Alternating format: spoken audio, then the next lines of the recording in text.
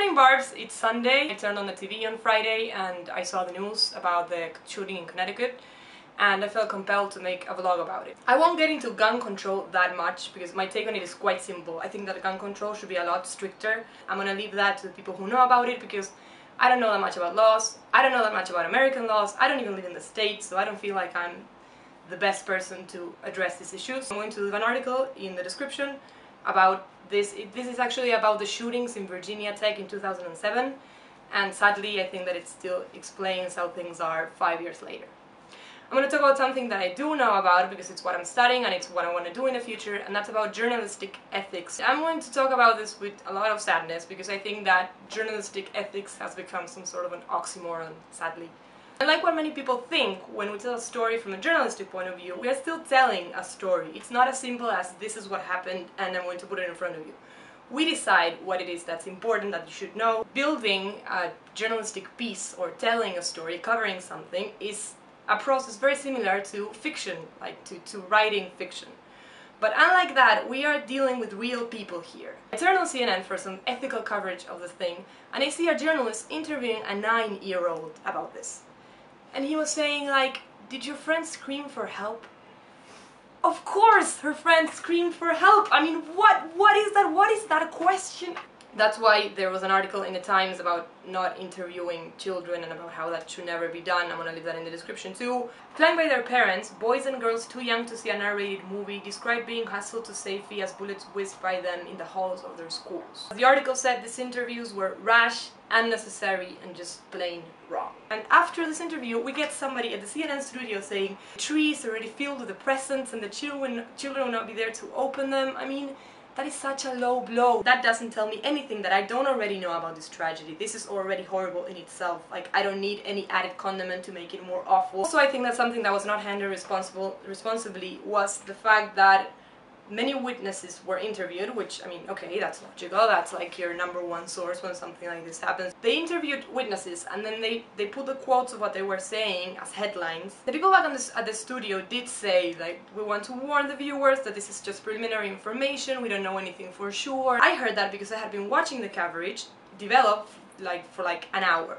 If someone turns on the TV without having heard that, the first thing that he sees is a quote from a witness saying, I heard 100 shots fired. They were not 100 shots fired, and you can't blame the witness for having said that because he was in a state of shock. Witnesses in these situations are not reliable people. I mean, it's not something that you can quote, and we as journalists have an obligation that is not true to many other jobs, because it's our right to have free speech, but it's your right to know what's going on, and that makes it our duty to tell you what is going on in a responsible way. Some newspapers here, and some newspapers everywhere really have a tendency to make this like a show out of everything.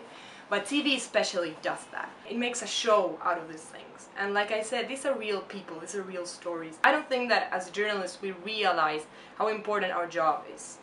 Journalism is not there to tell you what happened, it's there to explain to you why that happened, and tell you where it happened and when, give you context of what's going on. The right way to cover this story is to show you like previous mass shootings in the States, to talk about people who are pro-gun, anti-gun, to talk about the shooter, to discuss his possible profile, psychological profile. These are things that have been done, but on a lesser extent. The article in the New Yorker describing the shooting of Virginia Tech in 2007 really sums up the way that I feel about this issue, especially in the first and the last sentences.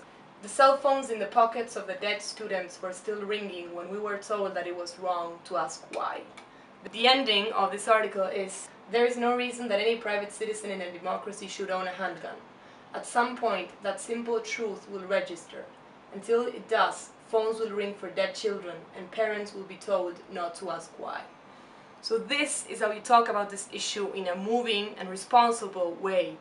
Saying that a kid will not be home to open up his Christmas presents is just a low blow. It's used to have the effect in showing you that when the children are dead, the parents are told to us to have no closure and to have no reasons to just accept it because these are things that just happen. There is a way to show this from an emotional side and a side that will impact people without it being a low blow and without it being as tacky as interviewing 9-year-olds.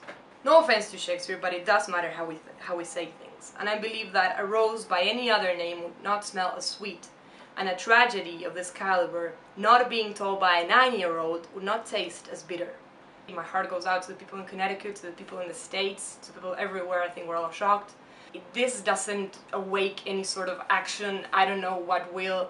And I would ask myself how many lives have to be lost before something is done, but at this point I don't even think I want to know the answer. Bye.